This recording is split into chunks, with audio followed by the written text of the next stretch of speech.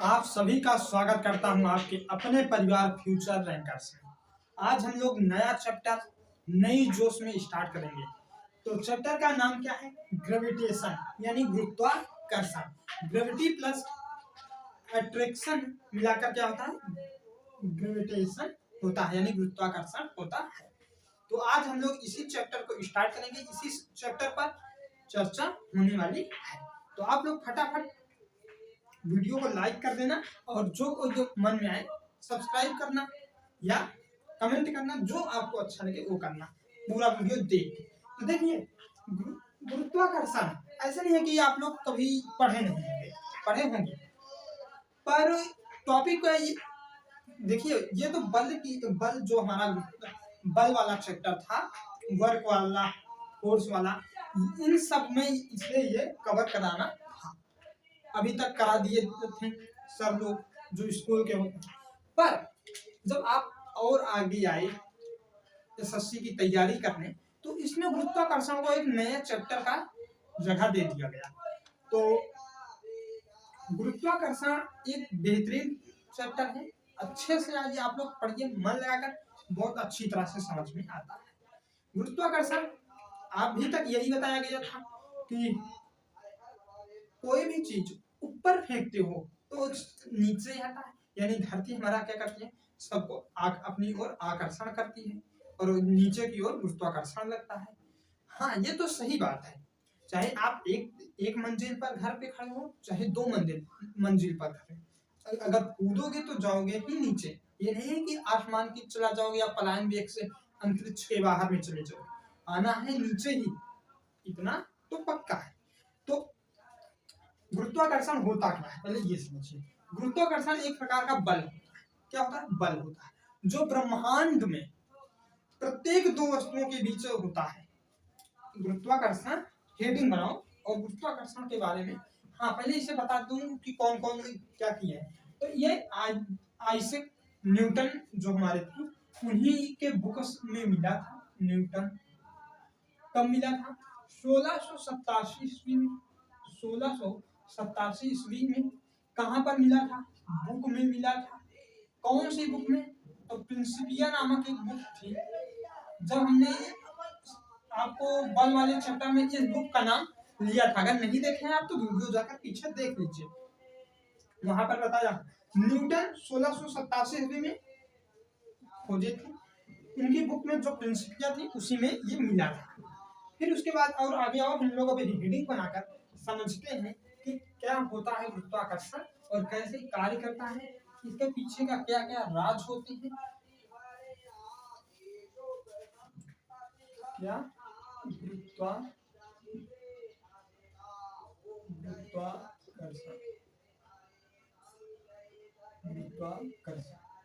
आप लोग इसको देखकर ये आपको समझ में तो आता ही होगा कि इसमें अगर इसका संधि विच्छेद किया जाए हिंदी के में, तो इसका यही तो मतलब निकल कर आता है, गुरुत्व धन आकर्षण। गुरुत्व धन आकर्षण यही आता है। ग्रेविटी प्लस अट्रैक्शन मिलाकर गुरुत्वाकर्षण, ग्रेविटेशन, ये होता है अभी तक। और अब हम लोग इसकी परिभाषा को देखते हैं, तो यहाँ पर साफ साफ यही हम लोग लिखेंगे, यहाँ एक प्रकार का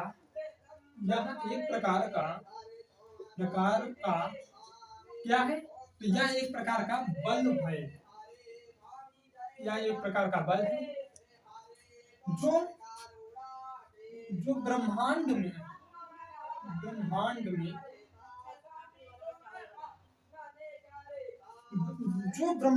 में दो वस्तुओं के बीच लगता है। ब्रह्मांड में प्रत्येक दो वस्तु के बीच लगता है,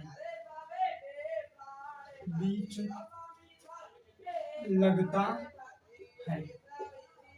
लगता है। अगर इसका इंग्लिश में बात हम करें तो इसका हो जाएगा, it is a type of force which act between every two object in the universe। It is a type of force. Force.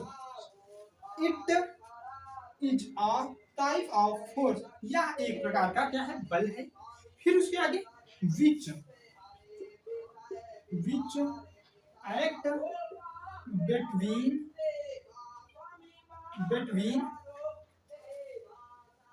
every two object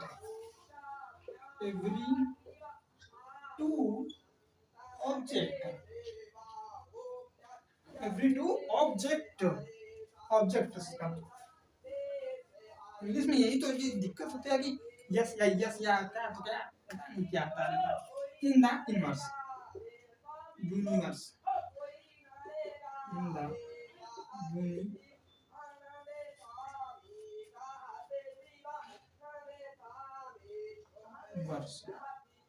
यही होता है।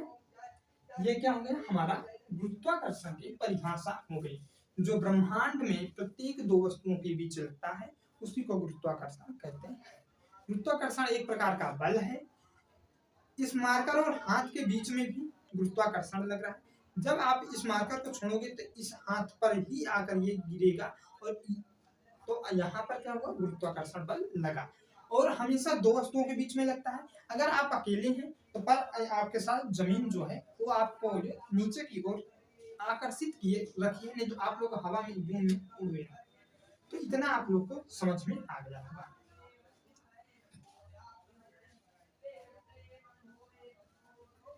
हाँ, एक बात अगर मैं बात करूं तो नोट बनाकर आप लोग लिखिए। क्या बनाकर, नोट बनाकर। कौन सी, 500 वाली नोट बनाकर लिखना।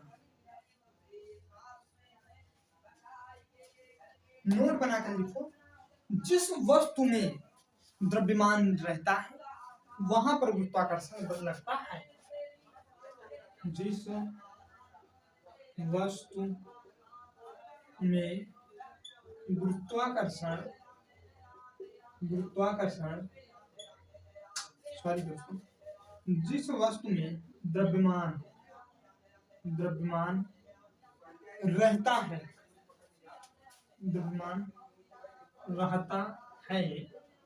गुरुत्वाकर्षण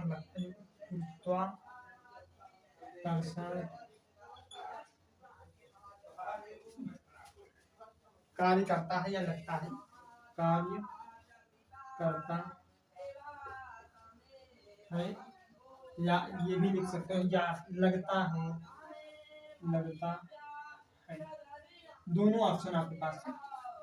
देखिए यहाँ पर कहने का मतलब यह है, यह एक प्रकार का बल है। ये बल का ही एक प्रकार है गुरुत्वाकर्षण, जो ब्रह्मांड में प्रत्येक दो वस्तुओं के बीच लगता है। चाहे मार्कर हाथ का ले लीजिए, चाहे इस मार्कर पर पता नहीं कितने गुरुत्वाकर्षण बल लग रहे हैं, ये अपनी ओर आकर्षित कर रहा है क्योंकि इसमें द्रव्यमान है। और उसके बाद अगर आप अकेले खुद खड़े रहेंगे तो जो ये जमीन है उस पर आपका गुरुत्वाकर्षण बल लगता रहेगा। उसका जमीन का गुरुत्वाकर्षण बल आप पर लगता रहेगा और आप नीचे की ओर खड़े हो पाएंगे और चल पाएंगे। अगर गुरुत्वाकर्षण हट जाए तो क्या हो, कमेंट करके बताना, पता ना लगे कहाँ पर कौन गया। जिस वस्तु में द्रव्यमान रहता है गुरुत्वाकर्षण कार्य करता है। ये आपको भी अभी हम बताया कि जब तक द्रव्यमान है तभी तक गुरुत्वाकर्षण लगेगा। अगर द्रव्यमान नहीं होता उस वस्तु में तो गुरुत्वाकर्षण नहीं लगता है। और इसका उदाहरण कहोगे क्या, तो मान लो पन्नी है, उसके ऊपर उसका द्रव्यमान कुछ ना कुछ तो होता है।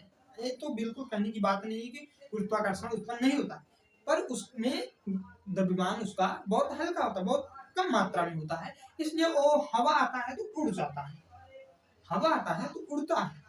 तो यही आप लोग समझ लीजिए। उड़ने के बाद अगर द्रव्यमान ना रहे तो ऐसे उड़ता रहे, तो द्रव्यमान होने के कारण वो फिर जमीन गुरुत्वाकर्षण द्वारा खींच लेती है या खींच लेती है। अब इसकी विशेषताएं हैं, विशेषता पे हम लोग चर्चा करेंगे। इसे इरेज कर रहा हूँ, आप लोग लिख लिए होंगे, नहीं तो थोड़ा पीछे करके लिख लेना।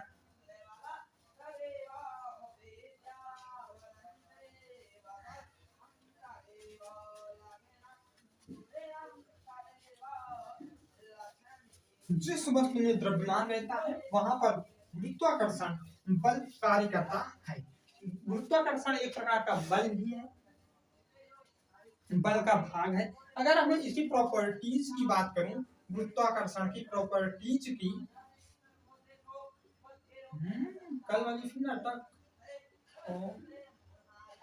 प्रॉपर्टीज की बात हम करें, इसकी बात करें, प्रॉपर्टीज की बात हम करें, तो पहली इसकी ये हो जाता है, गुरुत्वाकर्षण दुनिया का सबसे कमजोर बल होता है। पहला ही नंबर, सबसे वीक क्या होता है, सबसे कमजोर बल में अगर आता है तो गुरुत्वाकर्षण ही बल है। गुरुत्वाकर्षण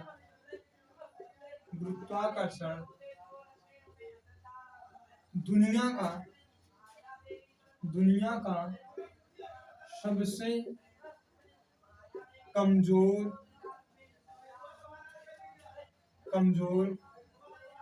बल होता है, कमजोर बल होता है। गुरुत्वाकर्षण दुनिया का सबसे कमजोर बल होता है। It is the weakest force of universe. लिख लीजिए इंग्लिश में भी, इट इज द होगा, the weakest force of universe, force of universe क्या हो जाता है, यूनिवर्स हो जाता है। ये 1 मिनट,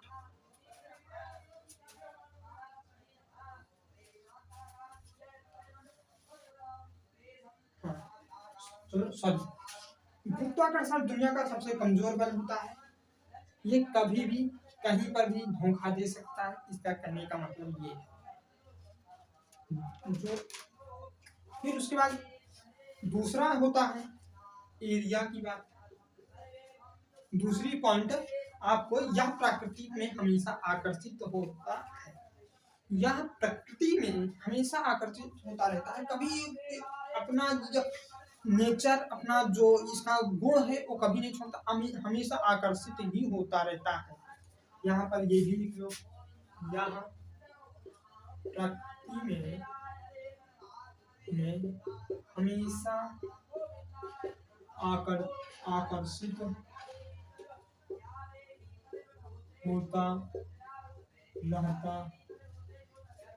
होता रहता है। यह प्रकृति में हमेशा आकर्षित होता रहता है।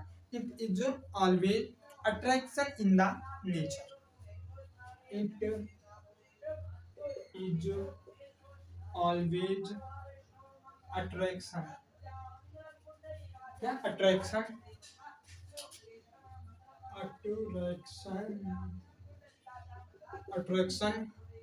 इन नेचर, इतना होगा। अब अगला पॉइंट पर आ जाओ। अगला पॉइंट तो यह होता है, मानिए ये मैग्नेट है, क्या है, मैग्नेट है यानी चुंबक है। चुंबक में कितने ध्रुव होते हैं, 2 ध्रुव होते हैं, नॉर्थ और साउथ। क्या होते हैं, नॉर्थ और साउथ।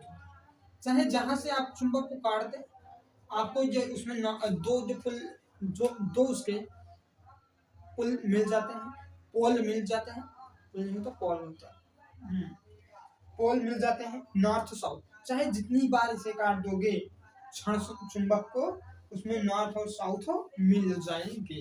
फिर उसके बाद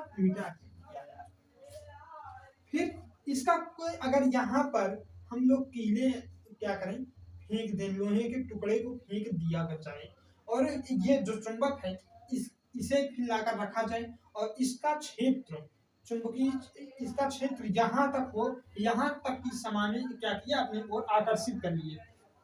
चुंबकीय बल क्या हो रहा है भाई, ये अपना यहाँ पर होगा तो इन सबको अपनी ओर आकर्षित कर लेगा। क्या कर लेगा, आकर्षित कर लेगा। तो इसका ये क्या होगा, एरिया हुआ। क्या होगा, एरिया। अगर इसके एरिया में कोई आता है तो ये पक्का तो उसको अपने में मिला लेता हूँ, यही हाल है और कुछ नहीं। तो इसी तरह गुरुत्वाकर्षण का भी एरिया होता है, एरिया यानी सीमा होता है। गुरुत्वाकर्षण का भी अपना एक सीमा होता है। दुनिया का सबसे कमजोर बल की बात करें तो गुरुत्वाकर्षण होता है। अगर सबसे लंबी सीमा वाले की बात करें तो गुरुत्वाकर्षण ही होता है। It is longest range force, इसका गुरुत्वाकर्षण का। यहाँ पर आप अगला पॉइंट बनाओ।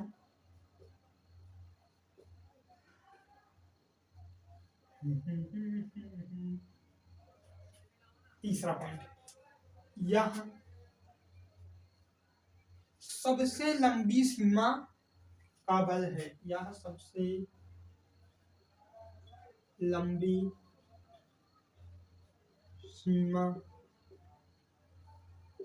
सीमा का बल है। It is longest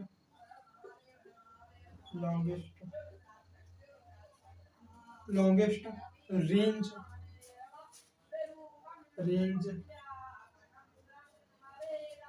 force.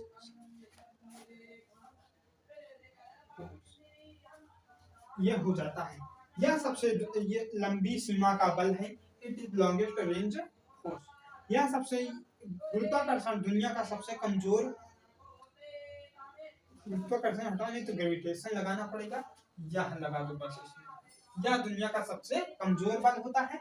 It is the weakest force of universe. यहाँ पर इंग्लिश जो होता है ना यार, उसके हिसाब से हिंदी लिखो, फिर इंग्लिश को उसका वो करो, तो इसीलिए थोड़ा क्या होता है, अजीब सा हो जाता है। कभी ये शब्द इधर से उधर हो जाते हैं। नहीं तो आपको हिंदी में बहुत मजा आता है पढ़ने में भाई, सच। इंग्लिश में यार गड़बड़ा जाता है ना, सब एक में हो जाता है, हिंदी इंग्लिश सब। चलो ठीक है। यह दुनिया का सबसे कमजोर बल होता है। कौन? गुरुत्वाकर्षण होता है। यह प्रकृति में हमेशा आकर्षित होता रहता है, इसका गुण ही यही है। यह सबसे लंबी सीमा का बल है। और चौथा इसका पॉइंट जो हो जाता है वही मेन वाला पॉइंट हो जाता है, यह वर्ग व्युत्क्रमानुपाती का अनुसरण करता है। यह वर्ग व्युत्क्रमानुपाती का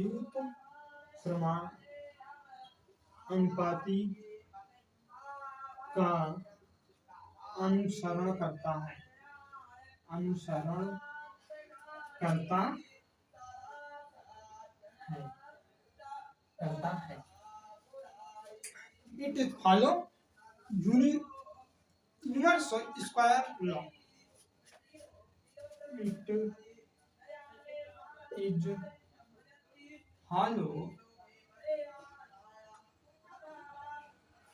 follow universal square law.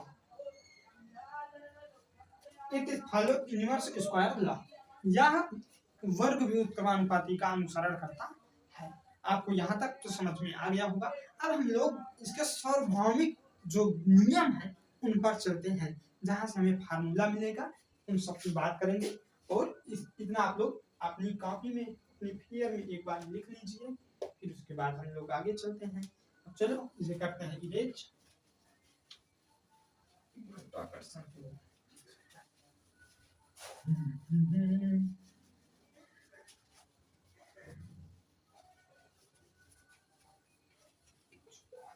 Attraction in nature, यह सबसे लंबी सीमा का बल होता है। It is longest range force. यह व्युत्क्रमानुपात या वर्ग का व्युत्क्रमानुपाती का कार्य का नियम का फॉलो करता है, यानी कि नियम का पालन करता है। फिर उसके बाद अगला है हमारे इसके सार्वभौमिक जो नियम है। कल वाला नाटक स्टार्ट तेरा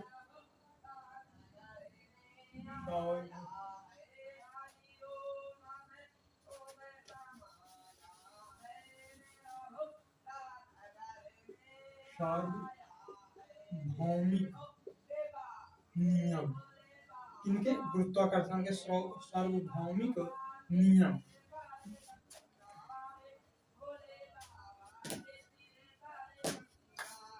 इसके लिए आपको ये बता दूं, बल द्रव्यमान के गुणनफल के समानुपाती होता है।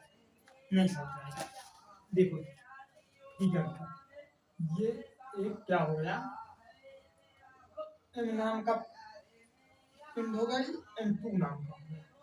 M1 इसका जो भार है, इसका M2 द्रव्यमान है। इन दोनों का M1 और M2 द्रव्यमान है। इससे इसके बीच की दूरी क्या है, तो इससे इसकी बीच की दूरी r है। तो हमारे कहने का मतलब है जो बल होता है उसके समानुपाती M1 M2 यानी द्रव्यमान होता है, M2 होता है।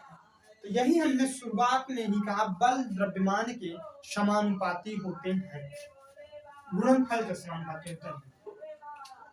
यहाँ पर हम लोग लिखेंगे बल द्रव्यमान के गुणनफल। रुको एक मिनट, हम आपको बताता हूँ गुणनफल कैसे आता है। तो देखिए M1 गुणे M2 है, इसके बीच में एक गुणे का चिन्ह यानी पॉइंट भी है। ये इस तरह लिखा गया है F M1 गुणे M2, और इसको आप लोग इस तरह शॉर्ट फॉर्म में लिखेंगे। तो ये क्या हो जाता है, बल द्रव्यमान के गुणनफल के समानुपाती होता है,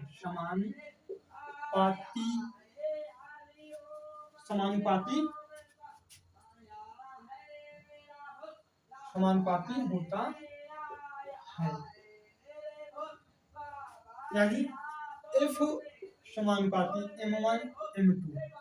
फिर उसके आगे और बल दूरी के वर्ग के व्युत्क्रमानुपाती का नियम पालन करता है, हमने अभी ही बताया। तो उसका मतलब यह है कि F जो है बल के दूरी के वर्ग, बल आता है इसका दूरी का क्या करता है, व्युत्क्रमानुपाती। जब व्युत्क्रमानुपाती का मान बात होती है, ओनली व्युत्क्रमानुपाती, वर्ग के व्युत्क्रमानुपाती यहाँ पर है, पर ओनली हम व्युत्क्रमानुपाती का 1/r के रूप में हो जाएगा, वो अपान में आ जाएगा, मात्र इतना कहने का मतलब। यानी एक बढ़ेगा तो दूसरा कम होगा, यही है यहाँ पर। यहाँ पर क्या हो रहा है, वर्ग के व्युत्क्रमानुपाती, तो हम लोग r का कर रहे हैं, तो दूरी का, तो r² हो जाएगा। अब यहाँ पर क्या हो रहा है, बल बढ़ रहा है तो ये कम हो रहा है, कितने में कम होगा, डबल में कम होगा, यानी स्क्वायर है। जैसे 5 क्या हो रहा है, बढ़ रहा है, तो ये 5 नहीं, ये 25 होकर कम होगा, यही है। अगर ये बढ़ेगा तो ये क्या होगा, कम होगा, अगर ये बढ़ेगा तो ये कम होगा, व्युत्क्रमानुपाती है। तो यहाँ पर हम लोग लिखेंगे बल दूरी के वर्ग का व्युत्क्रमानुपाती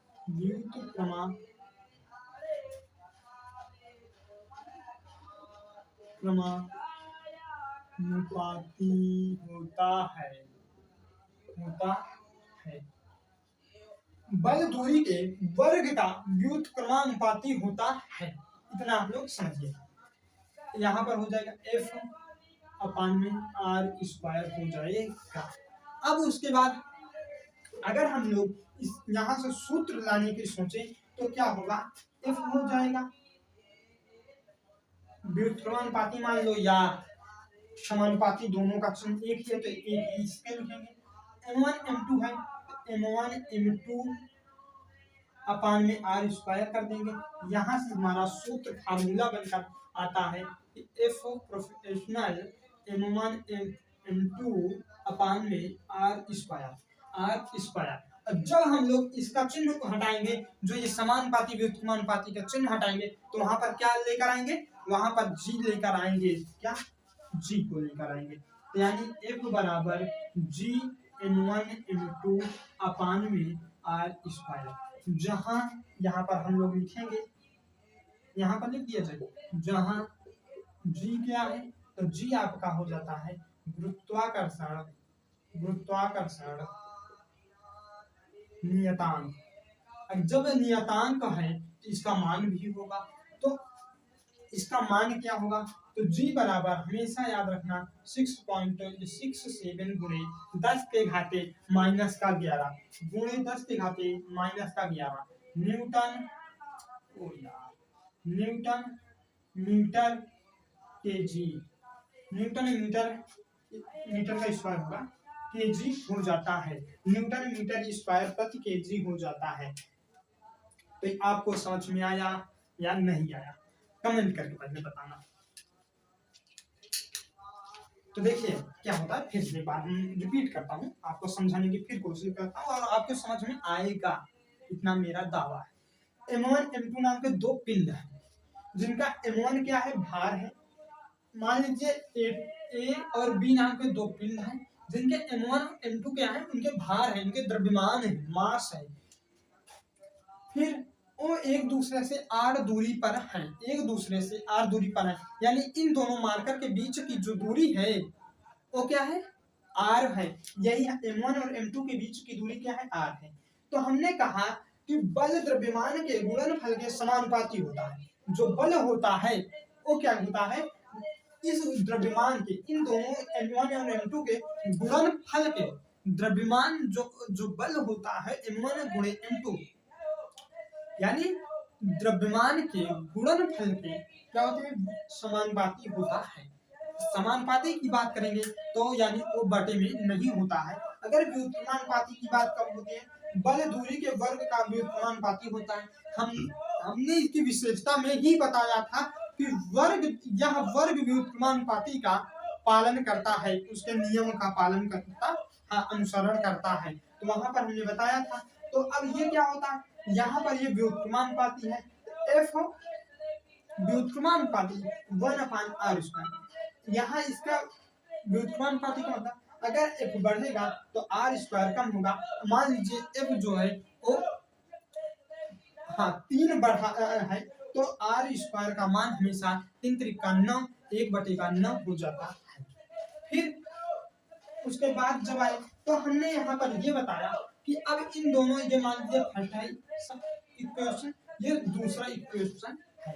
इन दोनों को जब हम लोग को ये आपस में मिलाएंगे तो एफ समानुपाती या व्युत्क्रमानुपाती एफ प्रोपोर्शनल M1 M2 अपान में r स्क्वायर हो जाएगा। जब हम इस चिन्ह को हटाते हैं तो g लेकर आते हैं, तो f बराबर g M1 M2 अपान में r स्क्वायर। जहां पर g क्या है, गुरुत्वाकर्षण नियतांक है, g क्या है, गुरुत्वाकर्षण नियतांक है। g बराबर 6.67 गुणे 10 के पावर -11 न्यूटन मीटर स्क्वायर प्रति केजी होता है। यानी 6.67 गुणे 10 के घाते -11 न्यूटन मीटर स्क्वायर प्रति केजी होता है। इतना आपको पता होना चाहिए। अगर हम यहीं पर बात एक और कर लिया जाए, जो हमारा ये गुरुत्वाकर्षण बल है, गुरुत्वाकर्षण बल है, जो गुरुत्वाकर्षण बल है, इसकी खोज किसने किया, गुरुत्वाकर्षण बल की खोज किसने किया, तो आप लोग आराम से करना, हेनरी जी ने किया था। हेनरी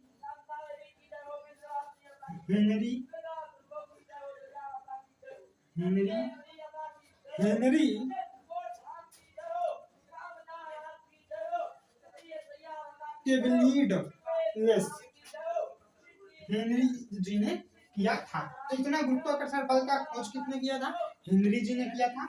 आप सब अब एकदम आपको क्लियर हो गया होगा। तो इस पर एक क्वेश्चन को सॉल्व कर लिया जाए या आगे बढ़ लिया जाए। देखिए, जहां पर गुरुत्वाकर्षण का मान कहीं का रखने के लिए आएगा, वहां पर आप लोग रखना। ऐसा नहीं कि हर जगह गुरुत्वाकर्षण का मान नहीं रख दो। अगर कोई चीज 3 गुना M1 को बढ़ा रहा है, 2 गुना इसको बढ़ा रहा है, और r का मान दिया गया हो 1/3 या 1/2, तो g का मान वहां पर बिल्कुल काम नहीं करेगा। जब बढ़ रहते हैं वहां पर g का मान नहीं रखा जाता है। पहली बात समझ लीजिए, नहीं तो वही ये होगा कि कैसे हुआ ये हुआ। तो इतना आप लोग कर लीजिए। तो अब हम लोग एक क्वेश्चन लेकर और भी अच्छी तरह से ये क्लियर करा देता हूँ कि क्वेश्चन ले लिया जाए।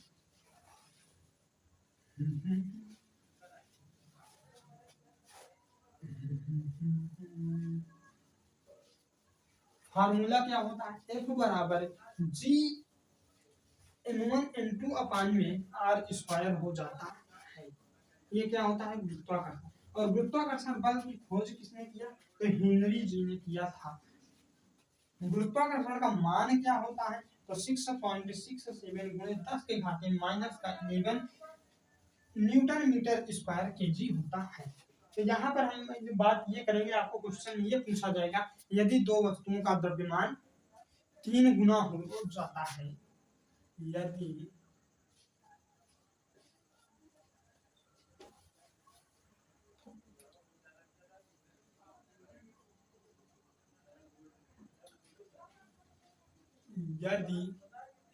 किसी वस्तु का, यदि किसी वस्तु में दो वस्तु है ना, M1 और M2, दो वस्तु का द्रव्यमान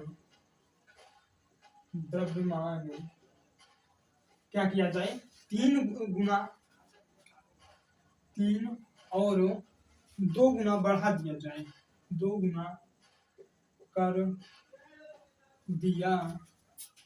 कर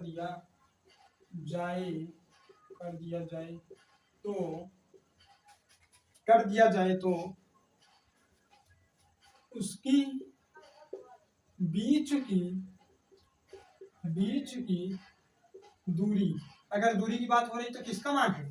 r का मान है। दूरी 1/3 एक तिहाई हो जाए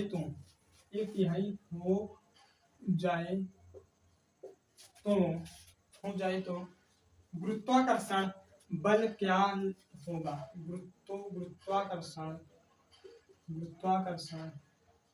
बल क्या होगा?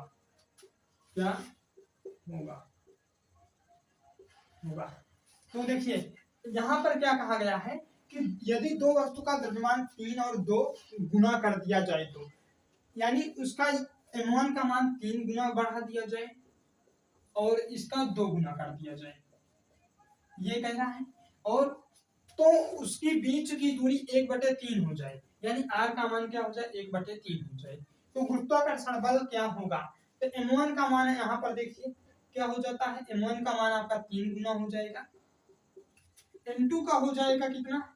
2 गुना, R का मान हो जाता है 1/3, फिर उसके बाद F का मान हो जाएगा, F बराबर क्या होता है? सो फार्मूला Gm1m2 अपान में R स्क्वायर होता है। जहां पर G का मान जब पूछा ही जाता है तो वैसे हम F का, तो यहाँ पर G हम लोग काट देंगे। क्या है, क्यों काट देंगे? तो G का मान हमें रखने को बोला ही नहीं है, हमें गुरुत्वाकर्षण बल कहने का, तो G का मान नहीं रखते हैं। तो ये हो जाएगा F बराबर M1 अपान में M2 R स्क्वायर। तो F बराबर क्या हो जाता है? M1 का मान हो जाता 3 गुणे और M2 का हो जाएगा 2 और 1/3 का क्या हो जाएगा? स्क्वायर हो जाएगा, 1/3 लिख लेंगे। तो यहाँ पर F बराबर आपका हो जाता है 3 गुणे 2 अपान में 1/9 हो जाएगा। 3 दूनी का 6 हो जाता है, 1/9 हो जाएगा। ये 9 ऊपर जाता है तो ये 6 गुणे F बराबर 6 गुणे 9, यानी 6 9 का 54 हो जाएगा। यही हमारा क्या हो जाता है? आंसर हो जाता है। यही हमारा क्या हो जाता है? आंसर हो जाता है।